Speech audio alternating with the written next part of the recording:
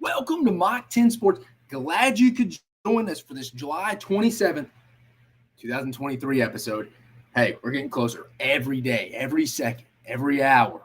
We're getting closer to college football. Remember, a lot of fall camps starting next week, starting next week. Get fall camp in and football's here. Football is going to be here. A little acclimation period before we get into some pads, shells, and we'll get into scrimmage time. But what's kind of going on, right? We still got a little peaks and valleys as fans here. We're going to go up and down here. We're going to be fired up for fall camp. I think we all are going to be jacked at it. Little football, some practice reports, some intel. Hey, who had a good day today at the quarterback position? Oh, who's from an Alabama fan's perspective, the quarterback position, and then also who's going to be starting at left tackle? How are we going to be moving that around? How are they going to be moving that around? Also, if you're LSU, how are we looking on the front seven? Is the offensive line gelling together? Arkansas, how's the new coordinators looking? A&M, Bobby Petrino, Jimbo Fisher, Steve Adazio, how are we looking? A lot of questions. Florida, is the offensive line developing? Graham Mertz, or is it Jack Miller? Just all depends. But we're going to get a little bit, and this is how teams feel. We're going to get a little bit into like 2 weeks of fall camp. After about the second scrimmage, 2.5, 3 weeks in, you're tired of hitting yourself. You're tired of hitting your teammates. You're tired of hitting your brothers on the gridiron. You're tired of just practicing against yourself. It gets a little mundane. You're ready for an opponent. So that last week and a half, it's coaches, they try to reel that in. You don't want to be peaking too early. Week and a half out for your first game. You get tired of hitting yourself. So it's going to be peak and valley. So in about a week and a half, we're going to all be jacked. We're getting all the reports, info, 2 weeks out, scrimmages, scrimmage 2. We're going to be fired up. We're going to be getting more intel. In about a week out for week 0 for really scratching that surface of getting football. We're going to be wanting to get a little bit more football ready to have a little live action, play an actual opponent. The players and staff feel it. Also, fans feel it too.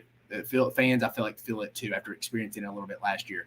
But just wanted to go through that. And prayers up to your recruiting staff out there. So the last week, they've been grinding. It's Thursday. They've been grinding it out the last weekend that it is not dead before it goes dead in August. Tip of the cap, NCAA. It's the best thing they've done in a long time, making August dead during fall camp. But big recruiting weekends to establish before the high school kids, the prospects, go practice with their own teams. Again, the college teams start focusing on their own players as well.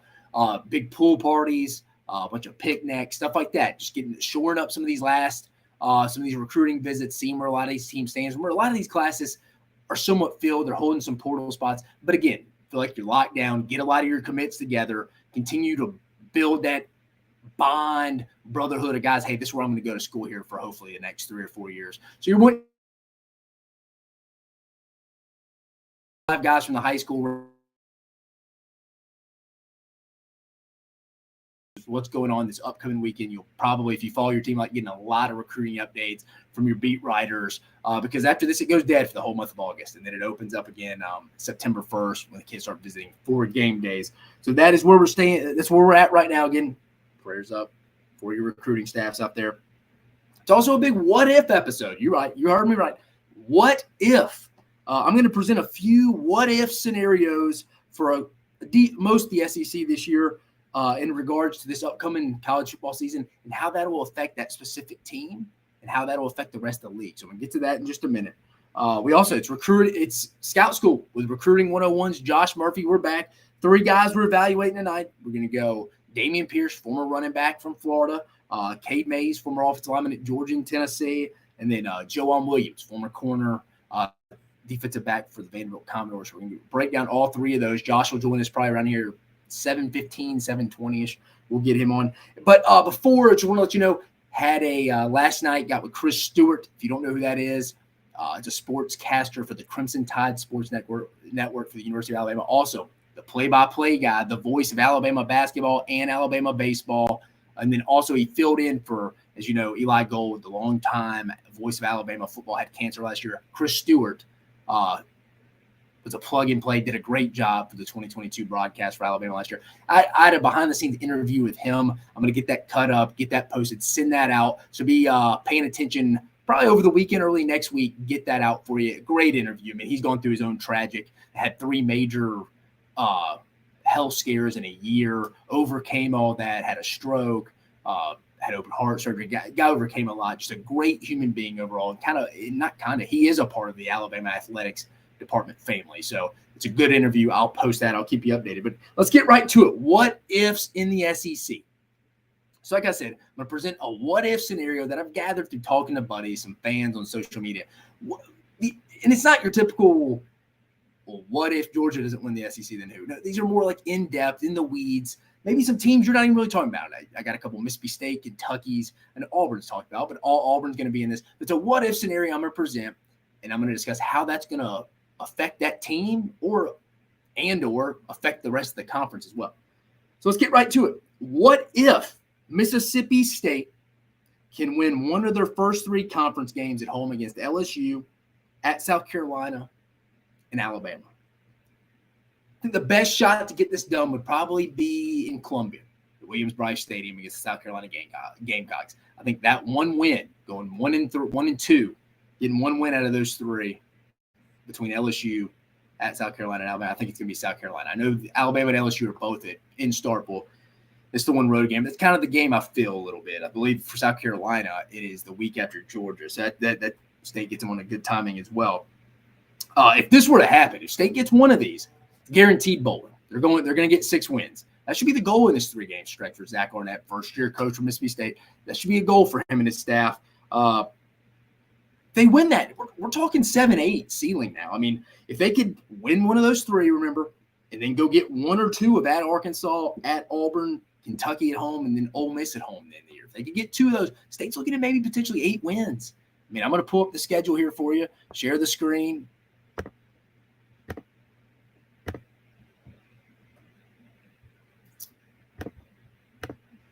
Right here. So you see Mississippi State right here. Highlighted right here. So, yeah, I mean, if they get – I mean, I'm going to go win Southeastern. This isn't my formal prediction, but this is what it kind of looks like it'd be real in play here is win Southeastern Louisiana, win against Arizona. Let's just say they get one of these 3. Let's see they beat South Carolina. So there's 3-2 against Western Michigan. That's 4-2 getting into the bye week. Let's say they beat Arkansas. There's 5-2, lose to Auburn, 5-3, beat Kentucky, 6-3, lose to A&M, 6-4, beat Southern Miss, 7-4. Then it comes down to that Ole Miss game. For that 8 win. I mean, if they can get one of the 3, again, like I mentioned, LSU, South Carolina, or Alabama, they're set up. I think they're set up pretty well to for sure win 6, most likely 7. I think with the ceiling being 8.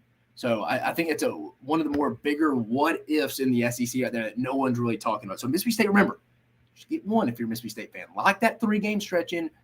Circle that game against South Carolina. Circle that game against South Carolina on September 23rd. I think you got to feel real good about your bowl chances early. Feel real good about I mean, how good would you feel if you're Mississippi State and Zach Arnett goes reels off 7 wins in his first year and beats Ole Miss? Mississippi State fans would be ecstatic.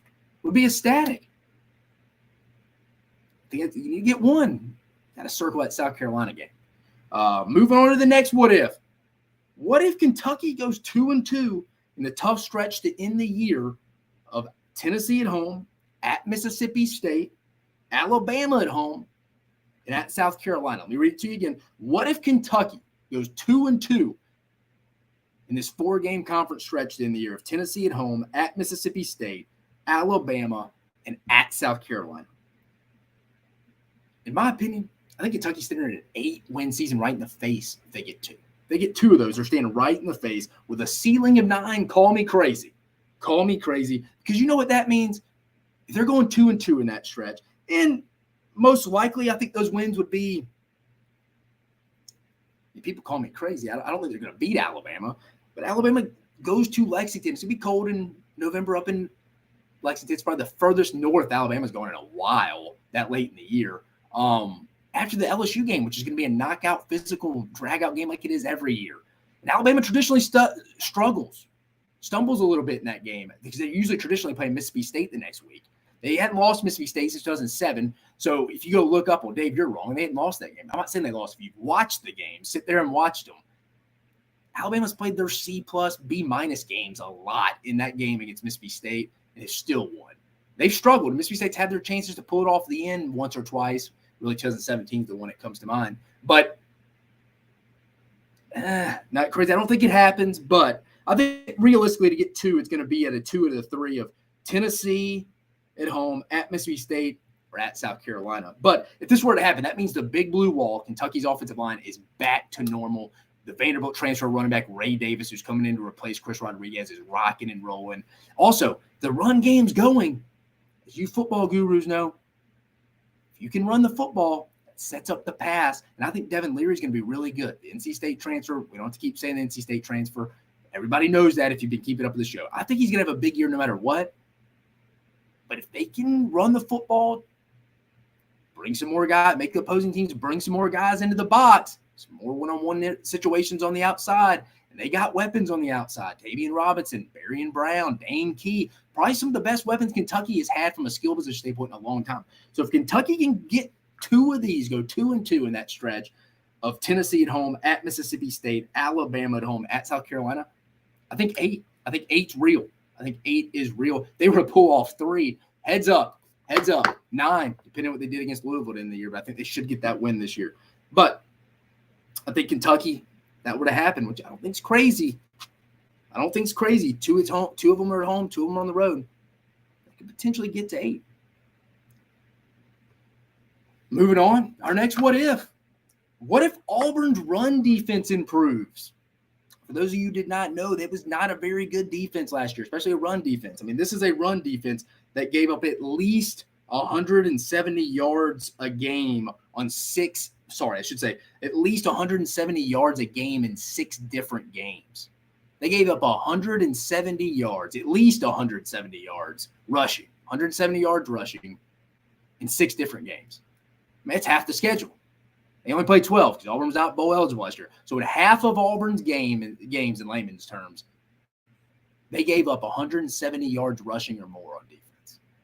It's bad. It's bad. They can only improve.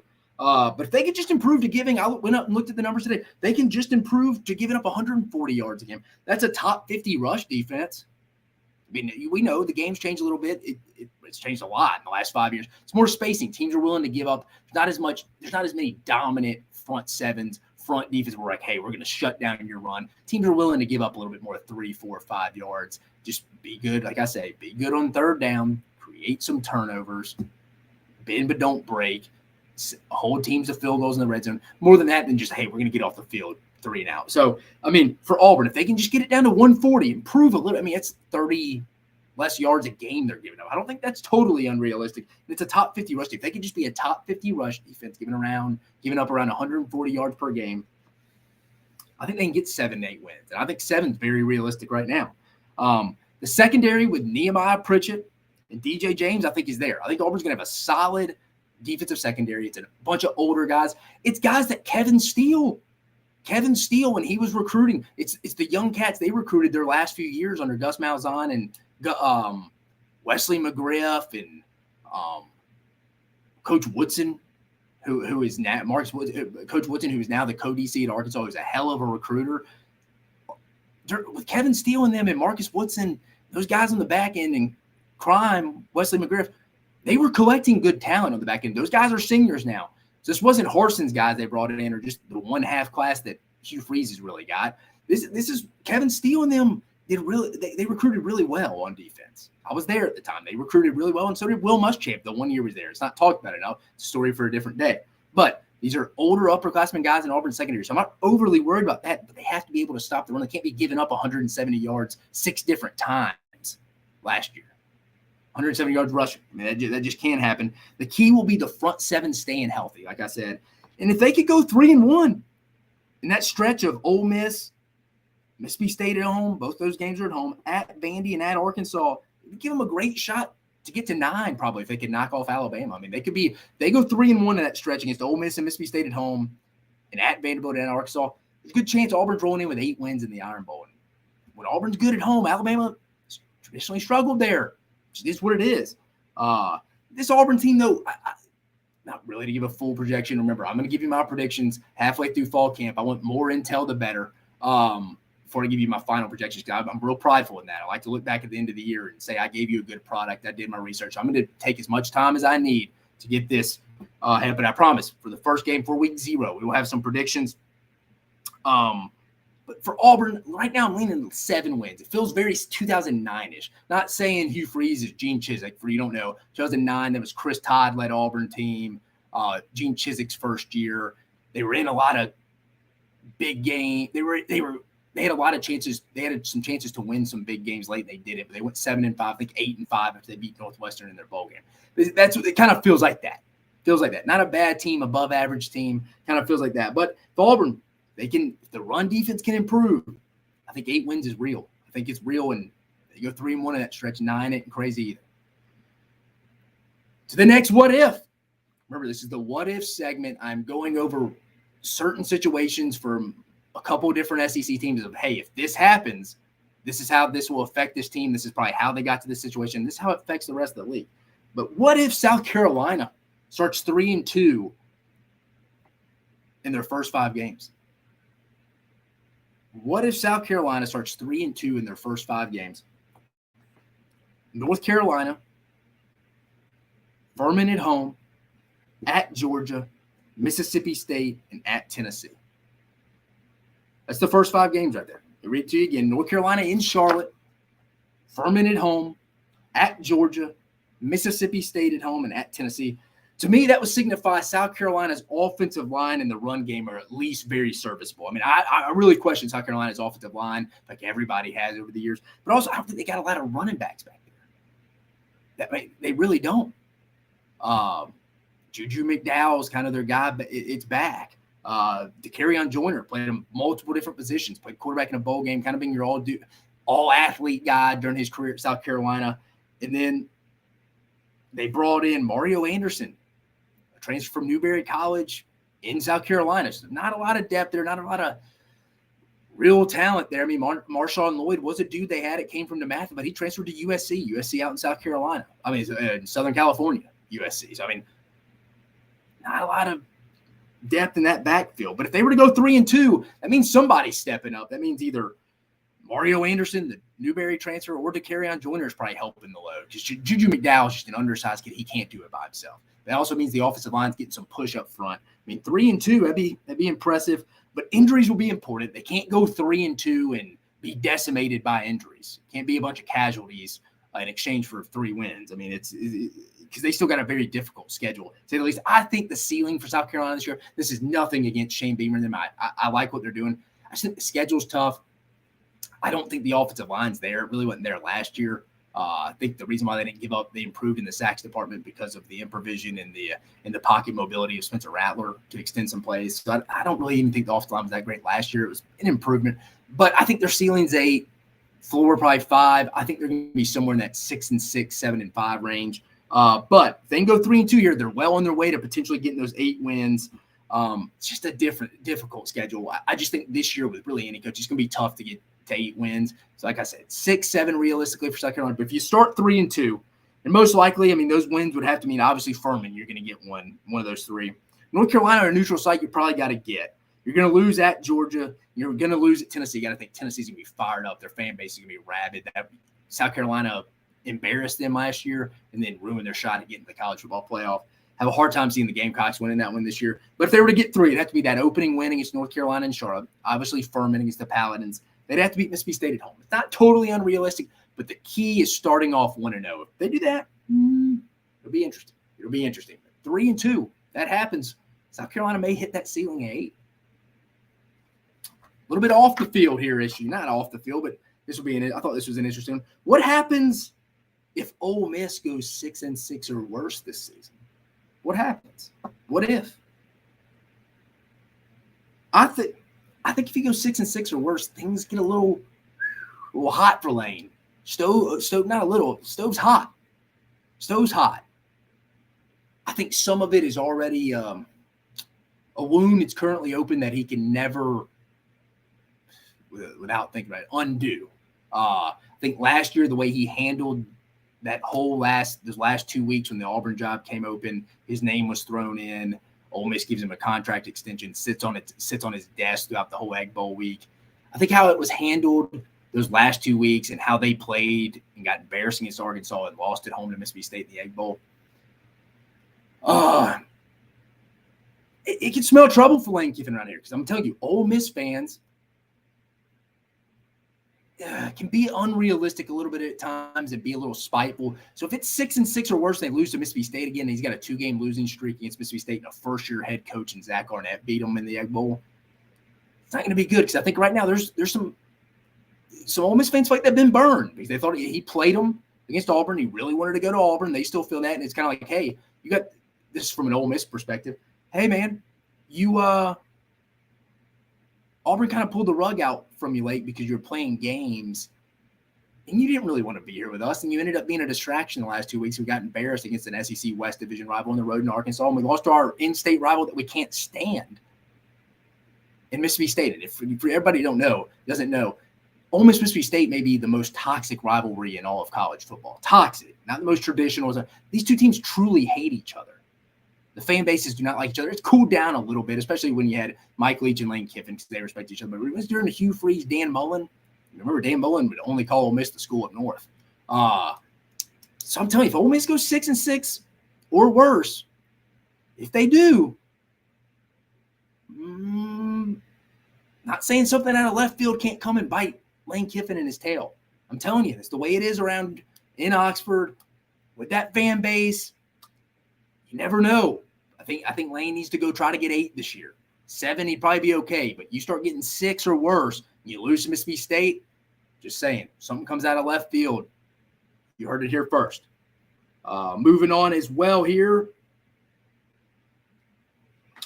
What if for the first time since 2014, an SEC team is not playing in the national championship game? Let me repeat that. What if for the first time since 2014, an SEC team is not playing in the national championship game?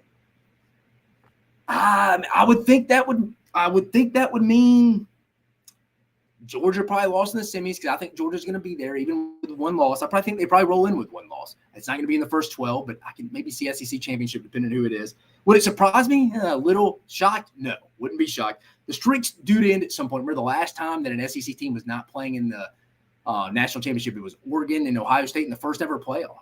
2014. The streak's due to be over, though. And Georgia almost didn't make it last year. They were fortunate to beat Ohio State. They did. They were fortunate to beat them. But some days, man, when you're playing that high level of competition, it's down to the Final Four. If you bring your B-C game or even B game and they're playing their A game. So Ohio State played really well against Georgia last year. Georgia just played a little bit worse. They're not winning that game, and it could have been a blowout. If you're not playing your best, you can easily get beat. That's any weekend in college football, but especially when you get to that level of college football playoff games, you just never know. Georgia can go 13-0, but losing the first round of the semi-playoff, then the semi-final, and they played their worst game all year. I mean, look at Alabama in 2018. Looked great really most of the year, except a little bit in the first half of the SEC championship game, but played their worst game all year when it counted the most in the national championship game against Clemson, and they got the doors beat off them. Clemson controlled that whole game. So you never know. Would I be shocked? Like I said, no. A little surprised, yeah. Yeah, I would. Yeah, not ready to get final predictions, but would not be shocked if Mock 10 Sports is putting an SEC team in the national championship. Couple more before we get over to Josh. What if Jimbo Fisher and Bobby Petrino's marriage is a huge success? If that happens, which I think it will, I think the Aggies' floor at that point is 8 wins. I think they're going to be at 8 wins if the offense is rocking and rolling, and I think it will. I like the offense this year. I think the key, though, is going to be the defense, and DJ Durkin second-year defensive coordinator DJ Durkin stepping it up this year. I mean, he had a big improvement from year 1 in 2020, his first year at Ole Miss, to year 2. He had a massive improvement. So it's not that far-fetched. There's a lot of talent on that side of the ball. I just think he was trying to call the perfect defense for that perfect play, when in reality, dude, you have a lot of really good players. I mean, we remember the 2022 class, the defensive line class. Due to injuries, a lot of them had to play. So really, those guys are probably closer to being a little bit of juniors from a rep standpoint than they are true sophomores this year. So if you just, Coach Durkin, if you just let your guys go play without thinking too much and have a little paralysis analysis, I think they're going to be successful on defense. So the what if was if Bobby Petrino and the Jimbo Fisher marriage is going well all season. I think the floor is 8. I think people call me crazy. I think A&M can compete for a playoff spot in the West this year. The West is more open than it's been since probably 2014, 2015. It wouldn't shock me if it's Alabama or LSU. We're going to throw A&M in there because their talent is just them continuity, staying on the same page. 8's the floor if the offense is good. If the defense is improved some, look out. I'm just telling you, that's a 2-game improvement. They could get to 10 wins. Don't call me crazy. But I think if the marriage is working out offensively between Jimbo Fisher and Bobby Petrino, ceiling is floor. That's what that means. And then finally, the last what if. What if Florida wins at Utah on that opening Thursday night of week 1 in Salt Lake City? Crazy to say a what if after Florida beat Utah last year to open up the college football, well, not college football season, but week 1. Now, granted, you saw how Florida ended up fizzling out towards the end of the year, but they beat them and it was in the swamp. But like I've said to you before, if I had to buy or sell Florida right now, I'm selling them. Nothing against Billy Napier. I'm just selling them right now. I don't like the situation at quarterback up front. I like their running backs, but I'm not overly fired up about the offensive line, and I question some of the skill guys on the outside. But if Florida were to go win this game, it would prove me wrong that the offense is a lot further ahead than I thought. I trust the running backs. I like Montrell Johnson. I like Trevor Etienne. I think they're both really good backs, very winnable backs, especially in the SEC. Just the offensive line's got to get started. But if that were to happen, they go win. That means the offensive line played its tail off by a Rob Sell-led offensive line group. But I think Utah's going to be smart enough to be able to stack the box. Win or lose, Utah's going to do it. And that means also Graham Mertz is probably making some plays, at least the necessary plays to keep the chains moving for that Florida offense. I think that's what that would mean too. I think Graham Mertz would be better than people are thinking, or who knows, Jack Miller. But I'm leaning Graham Mertz. The run game, the offensive line specifically, and that means Graham Mertz would be playing much higher than I think he's going to play this season.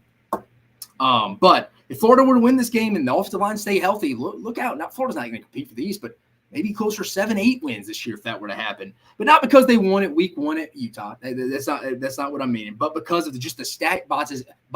If you can run against the stacked boxes that I think Kyle Whittingham and that Utah defense is going to put up against Florida to prove that, hey, we know you like your running backs.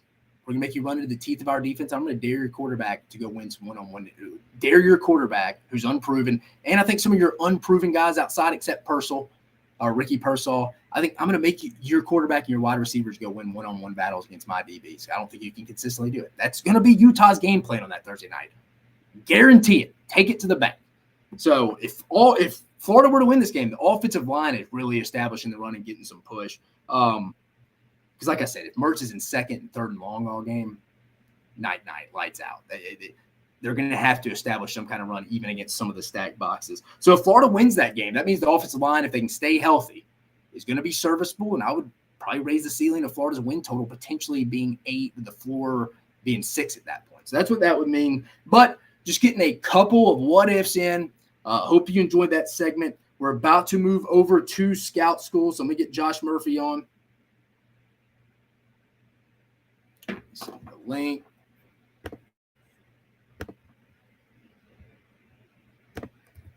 Yeah, I had some other what-ifs potential. One I was thinking about putting on there. We can talk about it for a little bit while Josh can. What if Alabama doesn't win the SEC West for a second straight year? I know that's crossed some people's mind, but what if that actually were to happen? What does that mean? I mean, you think Alabama's getting doubted this year.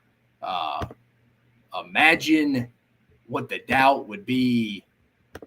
Imagine what the doubt would be if LSU or somebody else came and won the SEC West this year. Alabama would be really doubted if they didn't win the West again this year. You think they're doubted? Like I said, this year, you've seen nothing yet. And again, I don't think that would mean LSU had totally taken over the West. It'd just be 2 times. Granted, that is not last time Alabama did not win the division in back-to-back years was probably 10 and 11. Auburn won it in 10, LSU in 11. But really for Alabama, you kind of feel like they got their revenge in the national championship game. But Alabama would have to really – it would go back to some recruiting misses, honestly, if they don't get it done this year, in my opinion, on the lines of scrimmage, on the offensive line and defensive line. But the whole Alabama dynasty program, I think, would really be in question from a championship level, top 2 team in the SEC if they do not win the West this year. But Josh is on, baby. Let's get him on. There he is. What is up? What is up? Like he's playing for the Baltimore Orioles, baby. I wish. Shoot, So hold up. So I was listening to the deal. So you live in Oxford, correct? Correct.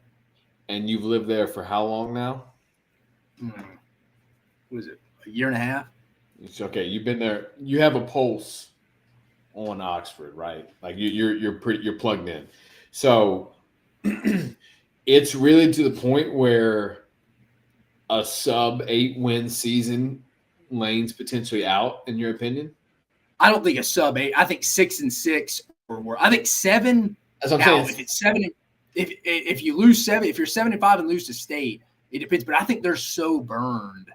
It's almost like you have a girlfriend, and it's like, she tried to get back with your. And granted, I don't think me or you would do this, but there's some guys out there that I'm sure you knew your girl was texting another guy and she tried to get back together. Or it's when y'all took a break and she tried to get back together with her ex-boyfriend. And it's like, she did, and he went with the other girl. It's like, you're only with me. Well, let me ask you this. Even in that jealousy or whatever you want to call it, right? What are you? Hey, hold up. What are you drinking over there? What do you got? I'm sponsoring Celsius right now. Celsius, hey, weird flavor here, Murph. Sparkling mandarin and marshmallow. Oh, how was that? I don't know who passed that through the taste. I mean, what guy's sitting there being like, what flavor we need to make? Marshmallow and sparkling mandarin. Well, how is it? It's pretty good, dude. I usually get this. Oh, there you go. That's a good question. No. I'm just saying, how does that come to mind? That's just an interesting. It's not a bad thing. It's just interesting. They're just out there hiring the most creative people over there at Celsius. Real thinkers, real people that blend different concepts that you wouldn't think of. I got myself a liquid death, the water over here, berry. You ever had it? Is that pretty good? Oh, yeah. Pretty good. But yeah, so I didn't realize things had gotten so bad in Oxford in terms of like the relationship. I do see he does look kind of fed up, a little over. I saw him at SC Media. I think he feels like he didn't have the support that he needs maybe to do what he needs to do. The question I have then, and I get like who are they going to get that's better than Kiffin, even if he is kind of side-eyeing them right now, enough for them? Is a disengaged Kiffin is it easier just to replace him? Is that kind of what you're saying? See, I think it'd be my thing. It was just, I can't say some stuff on here, but like, I feel like some of it would be, remember Hugh Freeze didn't really get fired for his off the field stuff. It was like, someone told me one time, it was in the middle of the end of the fourth quarter when they were losing that 2016 year to Mississippi State in the Egg Bowl, people started sending sending beat writers like bad stuff personally about Hugh Freeze. Like, I feel like Mississippi's weird enough where it's like, all right, you kind of screwed us last year. We know you don't really want to be here. You were a distraction at the end of the year. You kept playing us, and Auburn pulled the rug out at the 11th hour when you wanted to go there, but you thought you had as much time as possible. So you don't really want to be with us. And then now you've only won 6 games. You don't really fit us, and we've lost Mississippi State 2 years in a row now. Some crazy fanatic fan, I don't know, going to dig into Lane Kiffin's personal life and sending it around and it gets out. So, something like that. It's just something like that. I'm not saying it will happen. Just wouldn't be overly surprised. All right. We'll say they do. Let me flip my original question. Say they do go for a split, whatever. Where like, all right, Kiffin missed on Auburn. From his perspective, I would assume the SEC is probably as good as he's going to get. Where does he go that's better than Ole Miss at this point if he missed out on Auburn? Now it would come open. They would probably hire him. Because I don't know. I don't know if like would he leave at some point? Like, I don't think Napier. If it got real bad, they may do something this year. I don't think it's going to get that bad. But would Florida go after Lane? I mean, I think he would definitely leave here to go to Florida. But would they go after Lane? It's a good question. I don't know if they want to go so portal heavy with him, but he would be that'd be an interesting kind of hire there. Hell, I mean, if Dan Lanning in the next 2 years, as he leaves, do they call Lane Kiffin? Yeah, he decided an extension recently, didn't he? They offered him, but I mean, nothing that probably some school in the SEC, if they like a Florida, if they really wanted him, couldn't go pay. Right. So yeah, it'll be interesting. I mean, I'm with you. I think Lane Kiffin's the best coach they could probably get it over. I mean, really old. Well, it's kind of both ways, right? Like on both sides, like where are you going to go, and then on the other end, where are you going to go? It's kind of like, Are we going to get better than Kiffin in terms of what he can do offensively and the amount of, because Ole Miss is capped, to some. Yeah, I mean, Ole Miss, and when you throw in, you throw in Oklahoma and Texas and starting in the league in 24. Yeah. I mean, what's really your – I mean, what are expectations? Right. I mean, you know what I mean? What are realistic – and this is coming from a team that's the only team in the SEC West, besides Texas A&M, who's only been in the league for 10 years, to never win the SEC Western Division and play in Atlanta. Ole Miss is the only team that it was a traditional SEC team when they started the divisions that have never won the West. So it's like you said, what's really the expectation? Right. Realistic expectation. I think that should be 8 wins, a really good year, go get you 9 or 10, but you're not going to consistently win 9, 10 games at Ole Miss. No, it's just going to be hard. And that's what I'm saying. If you're comfortable kind of like being entertaining, giving Kiffin a leash to be him, putting up some points, probably having some cyclical years where you may be, down to 6-7 wins, a year or two, and then you bump back up to that 9 to 11 win, whatever. Yeah. And I think some of it too is Kiffin's going to do what he wants to do. He doesn't really care. I mean, I've heard he orders food from a non-catering company that they're supposed to use contractually with the university. He doesn't care. I mean, their big recruiting weekend is called Juice Weekend. It's named after his dog. Like, they market his dog as like the mascot. So if you're like a traditional Ole Miss fan, you're probably a little bit like, man, if you're going to put your dog all over everything, you better be winning, man. Well, yeah, it is. Well, it is kind of like, and I get it. It's kind of like him kind of making a mockery of the whole thing that's become a mockery, right? He kind of pokes fun at the entire idea of what everybody has to do and what you have to do. And I get it because it is a little bit, absurd. But it is just kind of interesting because I get it like from a sense of like Auburn maybe, Florida maybe, but in the sense like you would think Florida's at least probably 2 years away, huh? And Auburn's at least. I mean, I feel like it'd have to get really bad for Napier this year. It'd have to be another losing record. And then on top of that, like, are you going so to pull? It would mean you're not going to really galvanize a Florida fan base if you're pulling in Kiffin off a 6-6 Ole Miss run too, or a 6, whatever, a 7-run Ole Miss run, if Napier, had an off year or whatever. So it is just interesting at this point, like, all right, you kind of oversold your hand, you kind of played your hand, whatever. You indicated you maybe want to go to Auburn, you maybe feel capped out at Ole Miss, it didn't work. Like you said, cast out of the bag. But at this point, Ole Miss fans know you want to leave. Like, you know what I mean? Like, they know you're open to leaving. But again, like at this point, like you're either leaving conferences and taking a willing conference step back to take a team advancement. But like even then, ACC, he's not going to Clemson. He's not going to Florida State. I don't know if North Carolina, where that stands in terms of wanting to deal with Kiffin's. Yeah. You know what I mean? Like, what options is he really? Yeah, things like, is that better than Ole Miss? After a certain point. Yeah. So it just becomes. Yeah, it'll be interesting with him. It's kind of like it's less than 6 or less, and you lose to your in-state rival for the second time in a row to a first-time head coach. Which I don't think. I mean, State's more talented than people think, so I don't think it's outside the realm, and it's in Mississippi State this year. But I feel like that would rub some probably big-time Ole Miss donor money people a little bit of the wrong way. Kind of like, man, if you can go do all this and say whatever you want, promote your dog.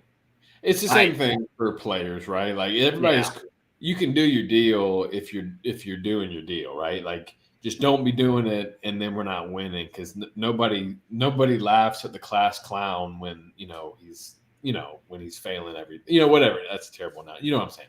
Like it's not fun when things aren't going well. You know what I mean? Correct. So, Murph, a little scout school already told people listening. We got our 3 guys: Dameon Pierce, running back from University of Florida. We got Cade Mays, offensive lineman from the University of Georgia and the University of Tennessee. And then we got JoeJuan Williams, who was a corner defensive back from Vanderbilt University. So those are the 3 guys we will be evaluating tonight. But let's lead off with Dameon Pierce. Mark, I'm going to put the film on if that is okay with you. Yeah. Mark, anything jump off your head? Let me introduce him real fast. Dameon Pierce, 2018 class. Obviously, running back, listed at a high school 5'11", 205 from Bainbridge High School. For those who don't know, Kirby Smart's alma mater, Florida signee, was a former Bama commit at one point, and was a 4th-round pick by the Houston Texans in the 22 draft. Murphy, anything off the top of your head you remember, the storylines, accolades, stuff, anything like that from Dameon Pierce's recruitment? Yeah. Can you see this? You good? Yeah, I'm good. Yeah, I was at Georgia still when Dameon was coming through. That was, me working with Coach McGee. So I was working with the running backs at the time. So we were recruiting him. He was an offer guy for us, guy that we really liked. But I don't know. I don't know if it seemed like he kind of wanted to get out of the state. I don't know if we weren't, he wasn't ever like priority number one. He was a guy that we had on our board. We cut him up every week. We showed him love. We obviously invited him to games, but for whatever reason, he was a guy that we went and visited, went and saw. Obviously was a priority, but I don't think we anticipated maybe the next couple years with him in the 4th-round pick and maybe the impact he had with the Texans last year. But always loved the physicality, always loved the body control, the balance, the burst, the things he does. If you watch the Texans, the thing he does here in high school is the same stuff he does well for them. He's not a burner. He's not Mr. 40-yard dash or anything. He's kind of a short strider. He's not up there picking his knees up crazy, anything like that. But, very short strider. That's what stands out when you see him get out in the open field. But tough, physical, low body, low to the ground, able to take a hit, able to kind of, be able to bring defenders with him. It's not a guy that's going to run out of bounds, not avoiding a hit. Really, this play alone, it's the same. And it's funny thing, it's the same thing he does with the Texans too. So this play alone, probably broke 4, 5, 6 tackles, just for his 4 or 5 yard gain, and that's the thing I think that in hindsight. So if we were to do, what did we miss, right? Like if I were to do what did I miss? What did me and Coach McGee miss about Dameon coming out? Because it's true, like he's not a burner. He was never Mr. 40-yard dash. I don't think he was like crazy catching balls out of the backfield, versatile kind of deal. He's not a flashy guy, but he's tough and he's hard nosed and he runs physical. He's going to drag dudes with him, and it's that element of as we focus on the height, weight, speed, measurables kind of stuff. Dameon's whole game is kind of predicated on stuff that's not that, right? It's some of the other stuff that you can't teach. Just his physical, his body type and his dimensions in general, lower kind of fire hydrant, right? Hard to tackle guys like that who were that thing about what we'd always say, like a center of gravity of like a tree stump or a fire hydrant, how hard it is to push something that's low and has girth like that to the ground, how it is to push it over versus something that's maybe tall and lean, right? So his natural body type has that thick fire hydrant build. And when there's a catch. When you kind of add that to, his the mentality that matches, its ability to really utilize the skill set. No, you're 100% absolutely correct. Combine numbers here. The only thing you read, it was 5'10", 218, ran a 4.59 40, which you could see, which you'd probably say, I thought this kid would probably be just above 4.6, but 4.59. You weren't surprised, but you're like, it's about in the region you'd see with him. Yeah. That's what I think. Yeah. And again, like that's the thing, with the thing with these guys as it's all kind of the trade-off, right? Like if you don't have elite size, measurables, speed, whatever, you got to make up for it elsewhere. And with him, what he does really well is that he you don't need home run 4.3 speed to be a running back. You don't really need that because you're rarely kind of in situations for that to be utilized the way people have kind of made it out to be. If you're running 4.3 at running back, as Murphy, you're giving up some size for speed there. You're not a 6'2", dude running 4. It's a freak. And that's the trade-off that, so you want a guy that it's kind of like when you did a creative player, if you ever did a creative player in a game where it's like, well, you get taller, but you kind of give up, some of the athleticism and the agility. That's the trade-off that you typically get, which is when people transcend, and there's some of that breakaway speed. When you transcend, when your athleticism transcends your body dimensions, that's when you kind of really get into that freak, territory in terms of like people like LeBron and, Myles Garrett or whoever it is. But, in terms of Dameon, what he does really well is that he's not a freak speedster, but he's tough. He's physical. You saw the body, the contact bounce, right? The ability to take a hit, spin out of it, stay upright, put his hand up, play physical. He's got the good short area quickness. It is more maybe elusive than you would think.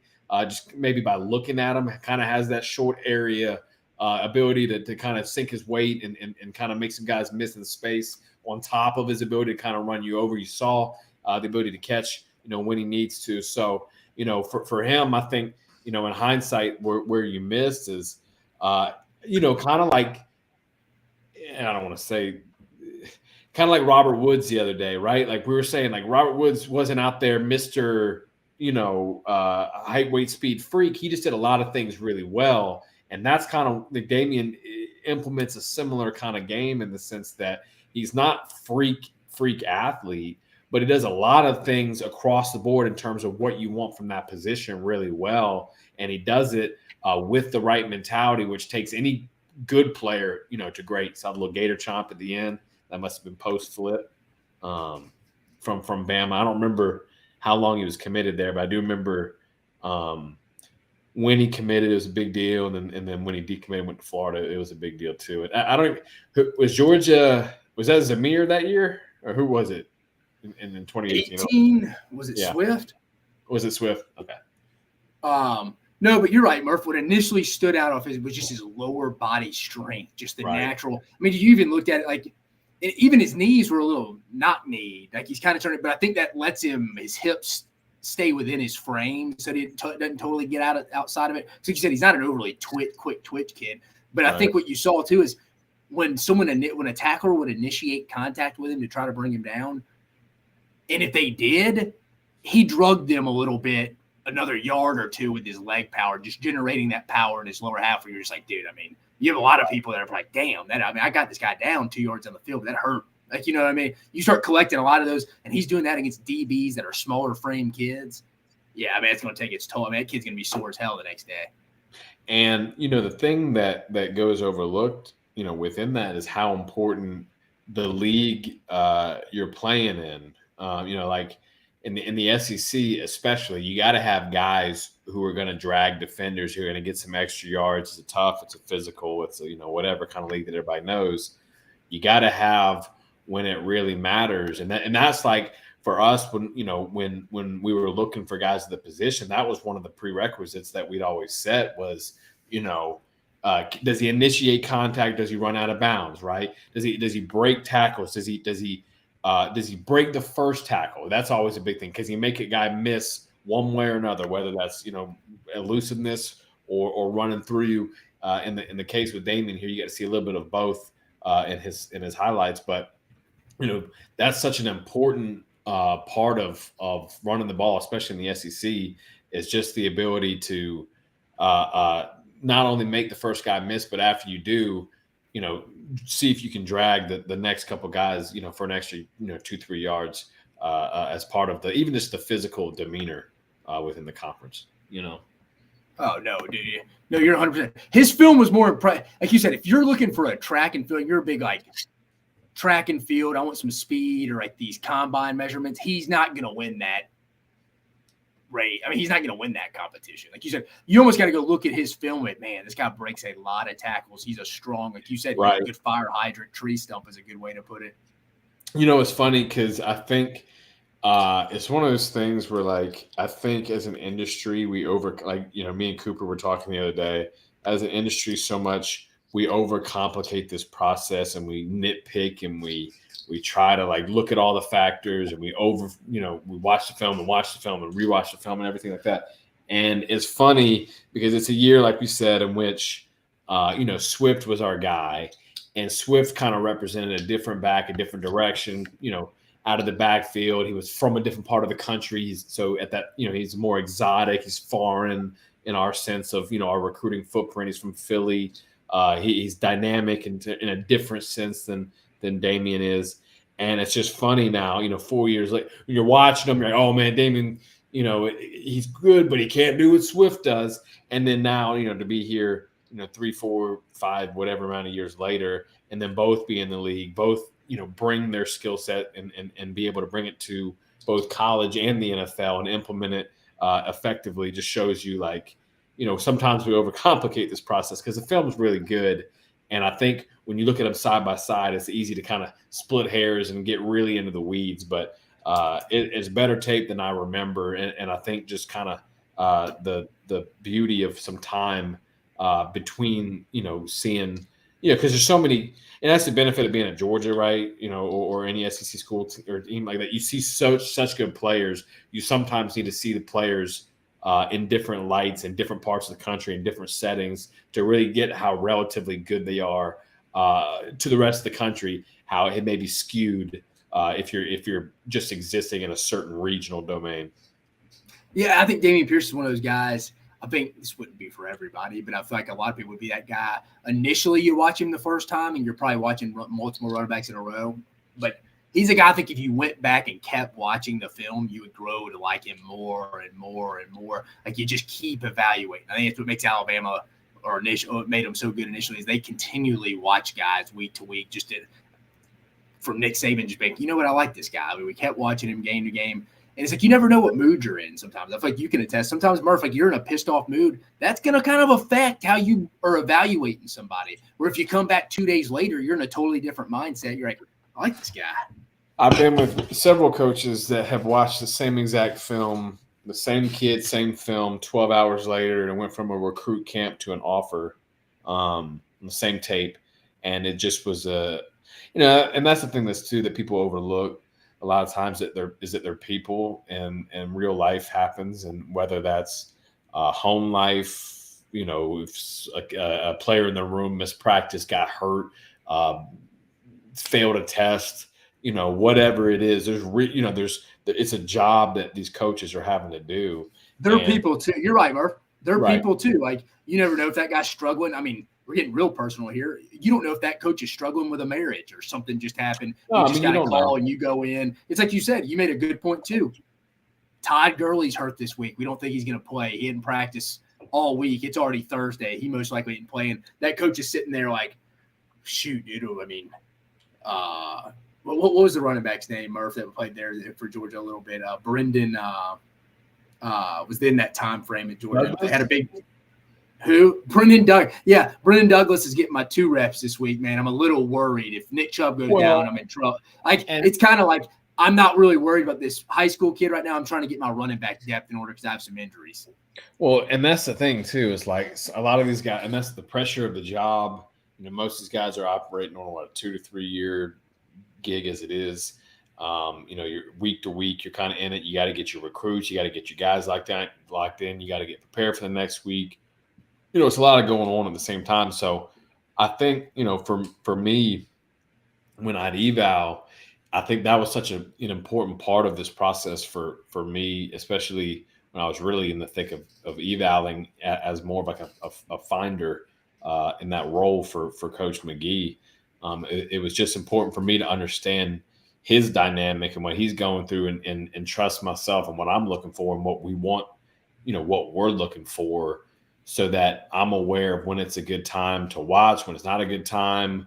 Maybe if I can see things that I know he values, and if maybe, it allows, the better that relationship is, the better.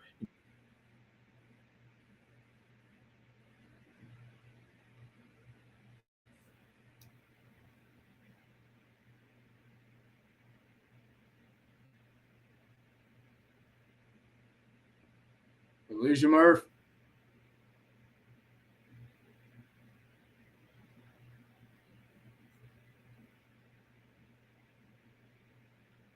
I think we lost Murph for a second.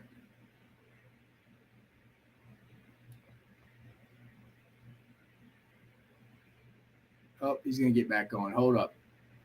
we'll get him back to where we were. He was talking about kind of the dynamics of from a recruiting staff standpoint, when to take guys to watch with position coaches. Because again, position coaches are human beings too. They go through personal stuff. So we're just talking about how your opinion can change watching a kid from, hey, if I started watching him on Monday, I may be in one type of mood, don't really like him. If I come back 2 days later, I've had a better day, I'm going to look at this kid a little differently. So that's kind of what we were talking about with kids, just position coaches kind of changing their opinion from that standpoint. But we'll get Josh back on here in a second. Let me make sure he doesn't need the link again.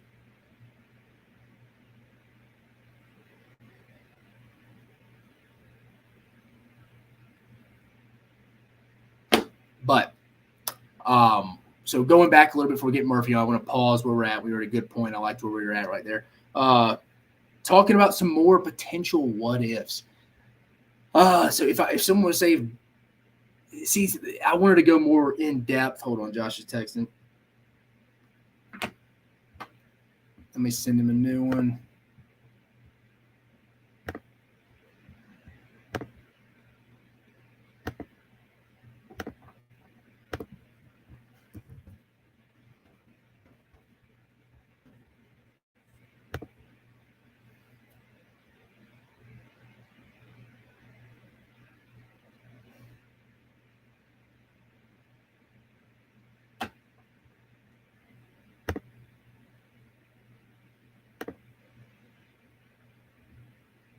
But like I was saying, some other potential just what ifs, like I mentioned, if Alabama were not to win the SEC West, you'd have a lot of doubters. Everybody be all in that Alabama, the dynasty is officially over. Dan Wolken could probably come rewrite his 2015 article when he was completely wrong back then. Stuff like that would probably happen. You didn't see it this past offseason. Some people are saying it with Georgia's obvious run here in the last few years. But, I think some people would probably start doubting Crimson Tide dynasty for sure if they did not win the SEC West this year. Some other what if Arkansas's coordinators don't play? Here, Josh is back, baby. We got him. Murphy's back, baby, like he never left. I didn't leave. I was sitting on the other channel. So we were talking about just coaches being humans too in their eyes, and how their daily home lives or how stuff's going on in the building can affect the way they watch. But Marv, not to put you on the spot here, but anything you remember that would always just stick out when you watch with Dell McGee? And if people don't know, Dell McGee is the running backs coach at the University of Georgia right now. A who's who of running backs for him. But anything like it was like a non-negotiable for him that you're always like, oh yeah, that guy had to have that for him to really be all about him or move up his board. Well, just kind of going back to what we said, he always just knowing where we played. I think that was always an important competition was big to him. Well, yeah, but I'm saying knowing where we were at Georgia and what we were looking for, and he felt like really we could go, really anywhere in the country and get the best players we could get, and and he inherited a room that was as good as anybody in the country in terms of what he was getting, and he really took that idea and really right behind it, we immediately were going into Texas, Philly, Miami, North Carolina, Georgia. I mean, we were nationally recruiting almost immediately. So really, his if you look at his guys, all the guys kind of have a similar profile.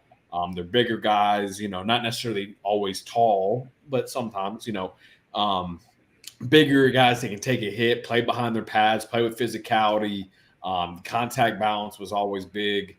Ability again to make you miss, whether that was in the open field with speed or with physicality. You got to have some ability to make a guy miss. They buy extra time, buy extra yards. That was a thing. But I think the biggest thing was footwork, burst, acceleration, vision. All that obviously was very big. Being a natural ball carrier was big because there's a certain look that a guy has when he sees the field clearly, when he sees the field well, when he feels the momentum of the blockers and kind of where things are going. He liked a natural runner. It's hard to teach a guy to run if it's you're 100%. The feel to be able to get skinny in your vision. I think you can improve the vision a little bit with drills, but a lot of that to me, that's a natural film when to cut back and get skinny between. You can improve it. I'm not saying that. It's just like this conversation for another day. I don't think you can overly improve accuracy. I think that's kind of what it is. I don't think you can like night and day. If a guy's inaccurate as a passer, I don't think he comes to college and magically becomes an accurate. Well, passer. Hey, you know what's funny? I was reading about. I'm sure you probably saw it. It was a tweet within the last couple of days about Bill Walsh when he was at when he was with the Bengals. And basically, his quarterback couldn't throw it more than 12 yards or something with any kind of degree of accuracy. And so he just tailored the whole offense to work with that, right? Like, and I think that within itself is a whole conversation like we had the other day. Like, no, you may not be able to fix it if you're trying to put a square peg in a round hole. But if you're asking the guy to do what he can do and you put that skill set within a certain box – then, if you're asking a guy to, push the ball downfield versus what he was asking the guy to do in terms of like let the receivers do the thing and you just hit a spot, it's just kind of an interesting kind of dynamic in terms of you may not be able to coach accuracy, but you can coach within the skill set that players have to get the best out of it and not ask them to do things that maybe their skills aren't able to translate towards, Yeah, no, you're absolutely. Yeah, it goes back to another story, like a story real quick. Like, I think it was Belichick or Saban when they were the Browns were talking. Like, the NFL is different. The owners want the guys who make the money, who are highest paid players to play. And it was one of their DBs. I forget who it was. It was one of the higher paid guys in the league, but he was an older veteran at the time, so he couldn't move as well, and he couldn't play man. So he had to come up with he's like, we had to change a little bit how we like press bailed with backpedaling. I forget what specific DB because he was a little older, but he's like, I couldn't not play him because the owner would be on my tail because he's one of our highest paid players we just signed. So he's like, I had to change a little bit of our technique so he was able because he was a little bit later in his career and he couldn't move as well. So we had to change a little bit. I couldn't just go play straight man and try to because he's like, he'd just get run right by. So we had to press bail a little bit more to come up with a different technique. But Murph, transitioning to our next scout school participant today. Who do we got? Staying on the offensive side of the ball. Cade Mays, our first guy to be in multiple schools on the list. 2018 class. Offensive lineman, listed out of high school, 6'6", 318 from Knoxville Catholic High School in Knoxville, Tennessee. Signed with the Georgia Bulldogs right out of high school. Ultimately ended up transferring to Tennessee and was a 6th-round draft pick by the Carolina Panthers in the 22 draft. Pulling up the film now. Murph, anything – background, anything initially with Cade? Not really. Not specifically with Cade. I mean, obviously I remember him coming through, being a Tennessee guy, Tennessee legacy, I know Georgia getting him out of Tennessee at the time. I don't know if that was the Pruitt era or what era that was. Yeah, he transferred to Tennessee with the Pruitt deal. So he left. Okay. So he left. If I remember his recruitment originally, Butch Jones, Pittman and them got him. Remember, he was the one his dad got his thumb cut or finger cut off on the official visit at Georgia. No, I know, but I'm saying, was it the end of the Butch Jones era? No, it was Pruitt and them got him to Knoxville. No, but I'm saying when Georgia got him the first time, is that part of it? Yeah, I think that he was the 18 class. This would have been Pruitt's like first half class. So yeah, I mean Pruitt didn't really know. Will Friend, I think, was the offensive line coach at Tennessee then. So I don't think they would have they didn't have the time to go really get him, I think, right out of high school. Gotcha. They weren't there long enough, I should say. Yeah, that's what I was thinking. Like it was a transitional time. George took advantage of it. Yeah, I mean, I think the big thing with him is I think, like from we're looking at offensive line, for us, he plays tackle 6'6", 320 as a high school player is really massive. It's a big long as heck too, Murph. At the combine he measured arms 34 1/8 arm. Wow. Yeah. So I mean, just like a freak in terms of his size, his length. It's not. I wouldn't say it's bad weight. I remember him having kind of a unique body type. He wasn't, like he kind of always felt like he had a guard body type, even though his length maybe Correct. as a tackle. You know what I mean? You don't really see the feet. I always remember not really seeing the feet to play to really. I think he could be serviceable and get you through a game. But I think his big upside would be. I'm with you on the interior. I mean, he's nasty. Like he plays hard. He's a violent player, as you're seeing on this. Like you said, I don't know if he could totally survive just with the feet. I think he lacks some of the feet quickness. Right, and that's something that's so that coming out of high school and then making that transition is hard when you're 6'6", 320 because literally you're able to physically manhandle everybody, and because he is a good athlete and because he has such length and strength, he it's not like he's just out here just playing off of pure raw whatever. He is a good player, but he like you're saying, he's not out there, doing a samba, and he's not Mr. Fluid with his feet. He is a little heavy footed. He's not out there really running up in space. Oh, here we go. Well, he is actually, and he looks good when he's doing it. And I think you protect him. He's what is it? He's probably, from an athleticism standpoint on the edge, you tell me if I'm wrong, he's probably really a little below average, what you like, but he's actually probably above average to good for a guard.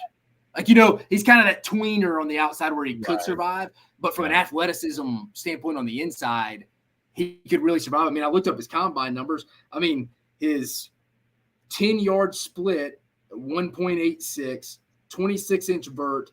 And I was reading most successful NFL offensive linemen. I went back and looked. They did a combine test. Usually ran the 10-yard split between the 1.8 seconds to 1.92. And he was in the 1.86 range. So he's in that. So it's like you said, I think he's a good athlete. I think he's a good enough athlete to survive on the inside. And I think he'd probably want a little bit more athleticism and foot quickness to survive especially from an NFL standpoint on the outside edges. And not to mention, again, how much everything is so relative. Like, he's a player that I think he came into a situation at Georgia, like, he could probably start at left tackle in college at 99% of the teams in the country, right? Like most teams, he could do that role, and he did that role. I don't know exactly if he went right tackle, left exactly at Georgia, but he also went to a situation where he was going into one of the more talented offensive line rooms in the country, and he had to compete, probably, amongst two or three guys that ended up playing on Sunday, 2 or 3, 4 guys that ended up playing on Sunday. So I do think in college for sure, because he does have the relative athleticism, the strength, the ability to kind of move guys off the ball and play with good base. And, he is a good player coming out. Why do you think in hindsight, like, all right, we're saying all this, where did the dots maybe fray a little bit, in your opinion, in college, where he didn't necessarily come through and live up to that 5-star number one, whatever recruit billing? The guy was, who did he play for? 3 different staffs in college. Georgia. Then he went to Pruitt and them. And then his last year was Heupel, which, Heupel's not really, at offensive line, you're not really going to get totally developed if he's an offensive lineman just in that system. It's nothing against Tennessee. They're winning football games with the system they're running right now. So it's just, I don't think he ever got, besides going down a long rabbit hole here, lack of a better term, I think just developed because he was going through 3 or 4 different offensive line coaches throughout his time in college. And so basically, one, you're saying given what we know about him, so like he's going to give you versatility, right? He's going to give you in the league. He's going to give you kind of that swing versatility because he has the size and length, because he has the functional athleticism, because he's done so previously. I think he's probably played, I don't know if he's played center, at least probably 3 or 4 positions across the offensive line. So he tested well. He has the length. He's got a lot of starts on his belt. He's got a lot of versatility. It's one of the things that I learned later on that I didn't necessarily understand. Playing offensive line in the league, most of those guys are not, like most teams are carrying 6, 7 guys on a roster.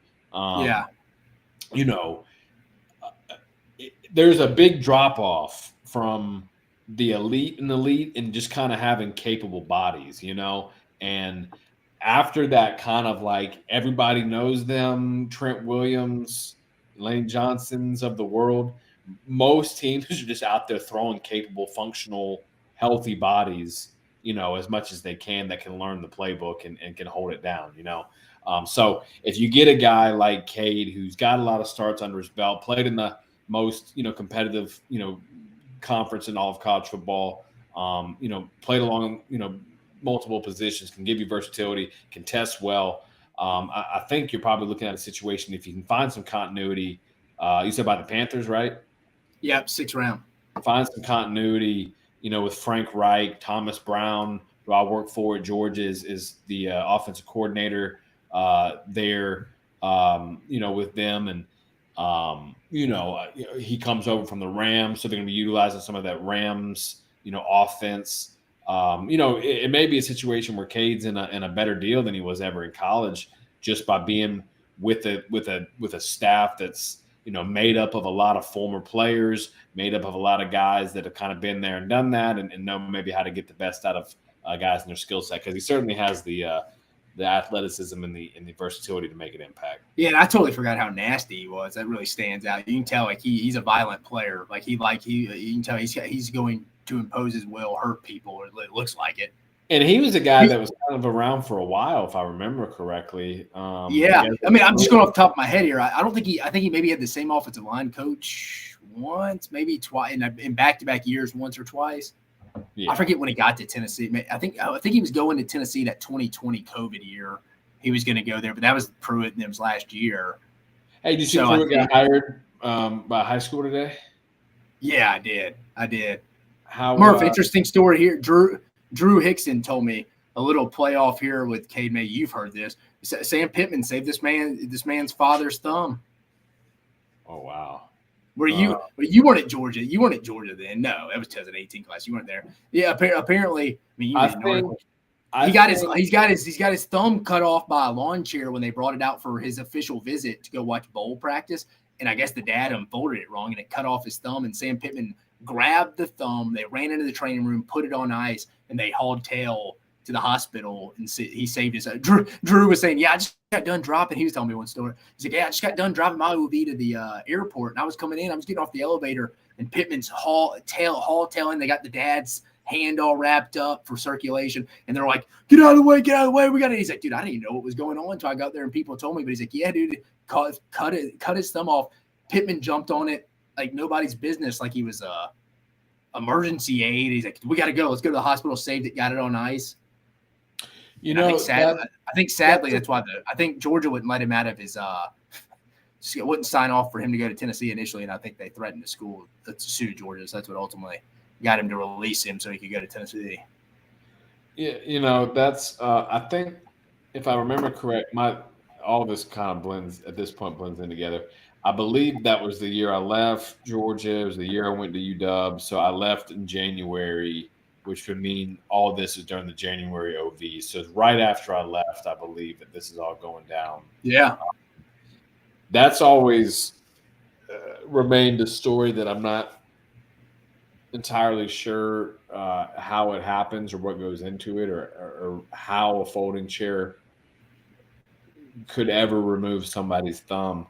But it's certainly changed the way I open chairs moving forward, because it sounds like a nightmare. Or if anything, before we wrap up, Cade Mays, anything else to add? Yeah, he's better. I remember. I don't know. I think his body type. If I'm being honest, I think his body type made me at the time.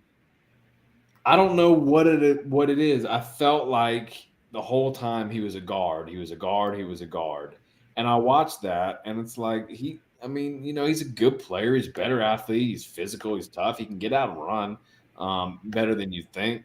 Tennessee ball is good. I wouldn't say Tennessee ball is like the greatest ball in the world, but it's solid ball. You can get their top 8 to 10 guys, 6 to 10 guys. It's gotten better over the years with Nashville being a more transit city now, more people moving in. But again, it's like you said, he's not really playing Nashville ball. He's playing the Knoxville area Right. Farragut County schools. So, I mean, even and you can look in the stands. He's not playing at huge stadiums, not playing at packed houses. He's kind of taking advantage of some inferior competition. I think that's always something, especially on the offensive defensive line. When you come to the SEC, there is a little bit of that learning curve. You have to kind of get physically ready to do that. I mean, if he clearly possesses all the natural tools to do so, clearly, the intelligence to be able to play 3-4 spots on the offensive line for several coaches. So he's a better prospect than I remember. And he was good. He's a 5-star. Like, I remember all that. But a better, more well-rounded. I remembered him as a mauler, just straight mauler. And it took me, I think, going to the West Coast, coming back and seeing him 5 years later, being like, oh, he was more really appreciate it. Yeah, for sure. All right, Murph, last guy before we call it for our fifth scout school, but JoeJuan Williams, for all you Vanderbilt Commodore fans watching out there. Shout out, 2016 class corner, Murph. You're gonna like interesting height differential, I should say, when we get into his combine measurements. But at a high school, listed according to 247, 6'2", 195 pounds, from Hendersonville. Speaking of another Tennessee high school ball guy from Hendersonville, Tennessee. Signed with Vanderbilt, was a second-round draft pick by the New England Patriots in the 19 draft. This offseason, just signed with the Minnesota Vikings. So, so he's now with the Vikings. This is his first year with the Vikings. Let me get to the film. So 2016, that's a Pruitt era for us, huh? Correct.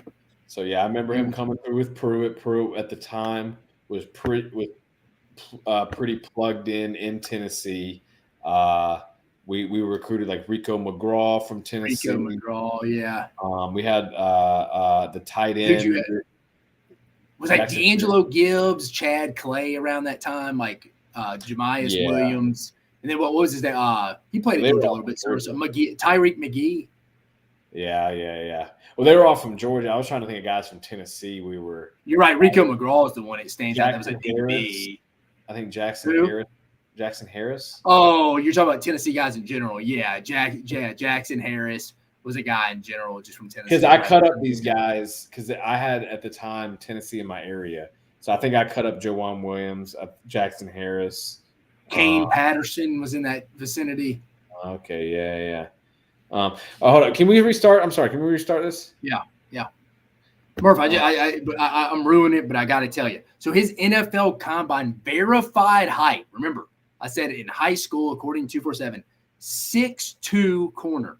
Remember the NFL Combine, this dude measured in, I had to go check it at numerous sources, 6'4", 211. Wow. And ran a 4.64 40. 4.64, huh? So hung around with the Patriots for a couple years. Couldn't ever really. I was reading up. They said he couldn't really ever find a true spot in the secondary. Just I think he was a little bit like he kind of have a safety body, man, but a little bit kind of like an in the box safety / linebacker hybrid type build. Well, it goes back to the thing we were just saying, right? Like, I was in Seattle towards the tail end, kind of the Legion of Boom kind of deal. And that was when they had Sherman and Chancellor. And, again, like. Who was the other one? Earl Thomas? Earl Thomas. Yeah. All those dudes were there in the Legion of Boom, throughout the whole. I got there at the very, very end of it, which I don't even know if it was technically still that. But all those guys were bigger body dudes. Sherman was a bigger body dude. But he was a guy that, throughout his career at Stanford, they didn't really know how to use him. He was a 5th-round pick or whatever. I don't think much, I don't think he ran particularly well at the combine. So he's a guy, similar situation, maybe, so to speak, in terms of taller, bigger body playing the DB position. Maybe not the most fluid guy in the world. Maybe not, crazy fast, but has some kind of short area quickness, ball skills, physicality, coming from an intellectual school.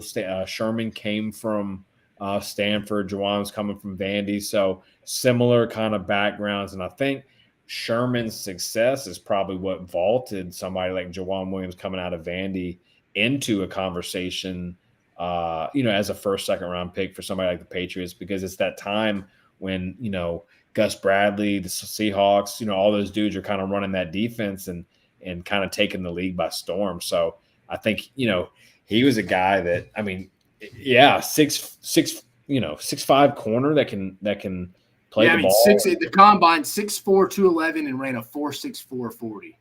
Right. So they probably, if I'm assuming back in the 2019 draft, Patriots probably saw a potential. They knew he probably couldn't play corner in the NFL. Let's be honest. You can see it on his high school tape. Like he's probably going to get ran by in the NFL. Which again, I mean, what freak I don't know show? though. I think that's what Sherman ran. That's my point. Like I think that's the whole point. I think he benefited from that era where it's that kind of bump and run.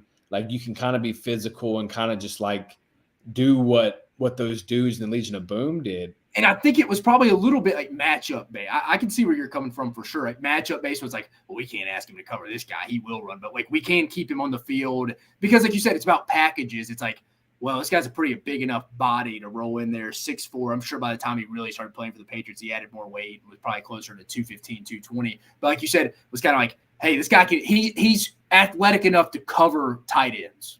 For sure. Like we can keep him in the box. He can cover tight ends.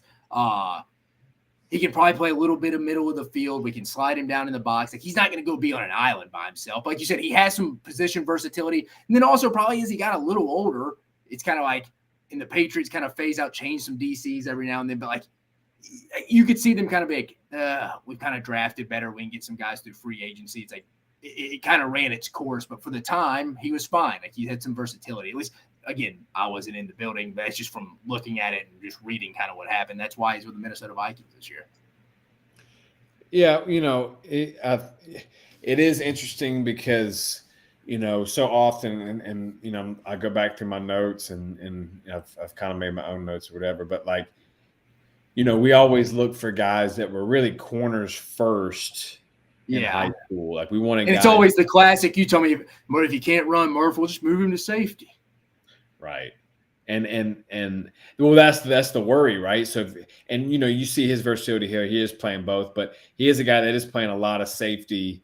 I get how there could be concerns potentially, like, hey, he's 6'4". Does he even have the fluidity and the ability? Yeah, does he have the hip fluidity? You took the words right out of his mouth. At 6'4" to play DB, you see the willingness, you see his ability to come downhill. He's a willing tackler. He's not afraid of contact. He looks like he's a confident guy. Obviously he does have the length that you're looking for, but it is interesting because you go back. I want to see as a recruit, who did he have? Do you know? He was a highly rated kid for Vandy. If I remember right, he's a 4-star. Was he? Yeah, like I think it was a big get for them.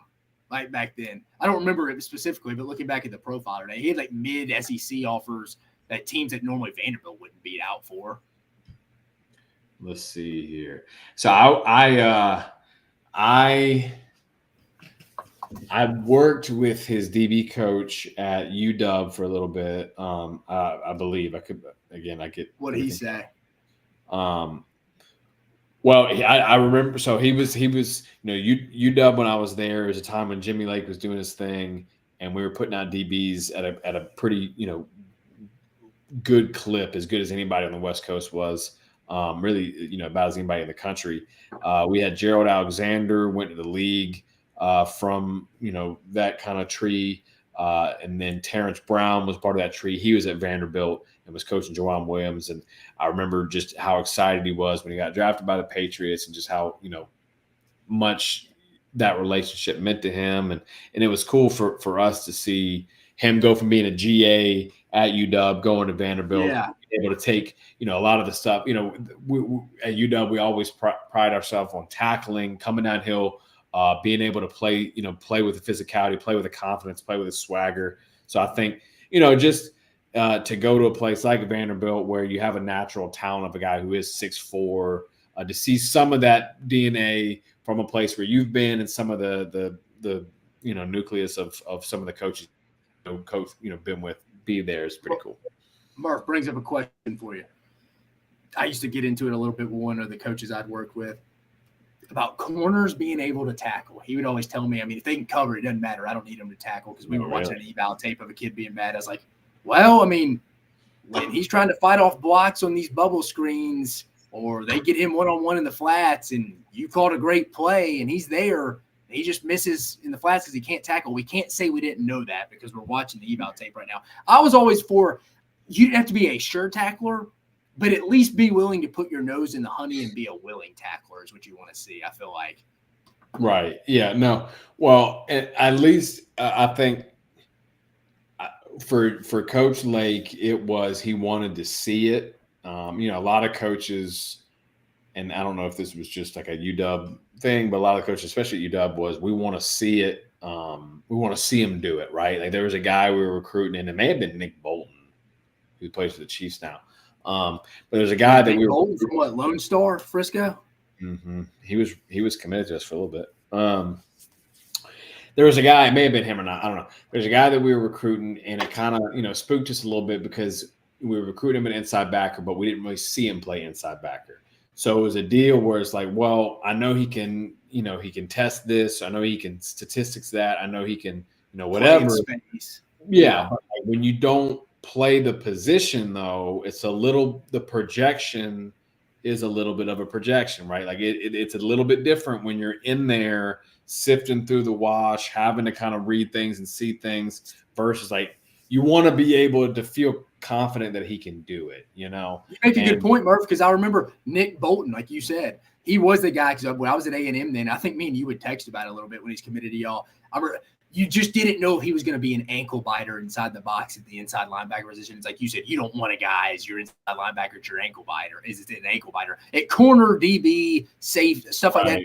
Dude, you're safety. You're the last defense. Get them down any means possible.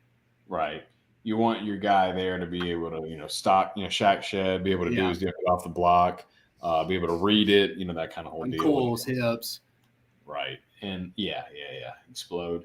So, I think it's, I don't know. Hold on. I'm trying to pull it up. So JoeJuan Williams had pretty much everybody, at least, so he had 33 offers, Alabama, Penn State, LSU. So he was pretty as national, a recruit as anybody was. So it's cool that he stayed in state, went to Vandy, turned to a second round pick, still in the league. But I think for going back to the original thing, in terms of the DB tackling, I think it's a deal for Coach Lake, and I agree. You want to be able to see him do it. Obviously, the mentality is such a big thing. If you show indications of it, you give me something to work with. If you're pulling up, if you're really not willing to put your face in there or whatever, you're not going to get to college and all of a sudden start doing it. There's nothing. I'm not going to be able to flip a switch to elicit that from you. So he was a guy that not only wanted to see a willingness, but wanted to see a completion of that willingness. A lot of what we did a lot of rugby tackling. We really watched a lot of rugby tackling, emphasized a lot of like the all black stuff, just in terms of like reducing concussions and increasing effectiveness and success rates and all that kind of stuff. So we were really into the tackling science. Well, didn't the Seahawks start the old kind of like you said, the all blacks, like rugby style gator roll? Yeah. Because Pete, Carroll and Coach Pete were pretty close or whatever at least at that time in terms of relationship between the staff. So they'd share a lot of stuff, and it was a good dynamic. So, but yeah.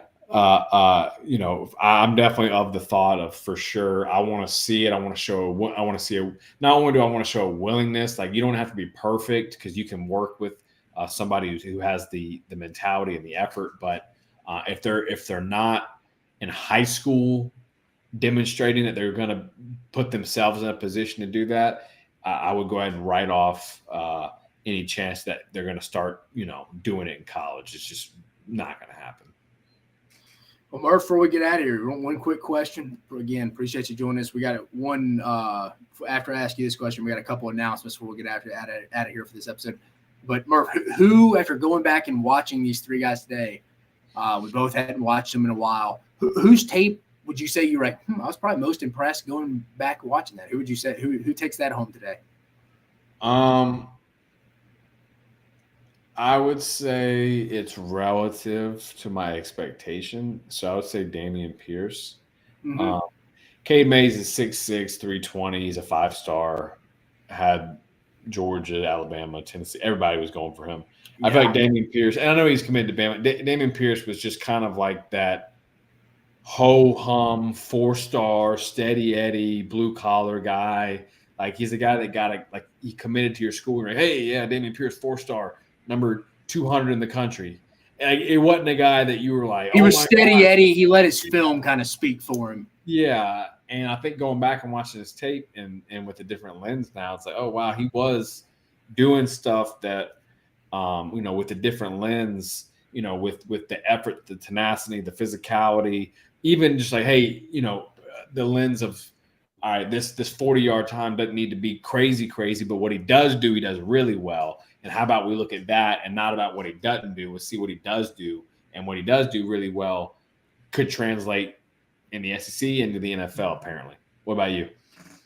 Yeah, like you said, relative. I like that. Dameon Pierce, like you watch the first clip, he gets out in the open field, he busts one. It's like, man, he does not pick up his knees. He's a short strider. You're just like, ugh. Like you said, the more you're watching, the ability to like always make the initial tackler miss. Like just strong, powerful lower body. Like you mentioned, good analogy of built like a fire hydrant tree stump down his lower body. So I'd say, and then I just forgot how nasty and violent Cade Mays was. So that was impressive too. But before we get out of here, guys, remember me and Josh kind of got together. We're going to move with the season approaching the Scout School segment to, we believe, Wednesday. It's probably about 99% there. I'll keep you updated. But we enjoy doing this. We hope you enjoy us bringing this to you. Some stuff to do in the summer before we get some football with us here within the next month. But we're going to move Scout School to Wednesday nights, Murph, at 8 Eastern, 7 Central, correct? Correct. So perfect. We'll move that to Wednesday. We hope you stay with us. We're going to keep it just like we do now. And then, like I said before the episode, the Chris Stewart interview with the voice of the Crimson Tide basketball and baseball, was also the voice of Alabama football this past year while Eli Gold was out dealing with his health stuff. I had a chance to interview him last night. He couldn't come on the live show. Obviously, I know he wish he could. I wish he could. But I will post that interview over the weekend or early next week. So keeping it up with that. But again, appreciate you joining us on this episode of Mock 10 Sports. I hope you have a fantastic weekend. Thanks, man. Later.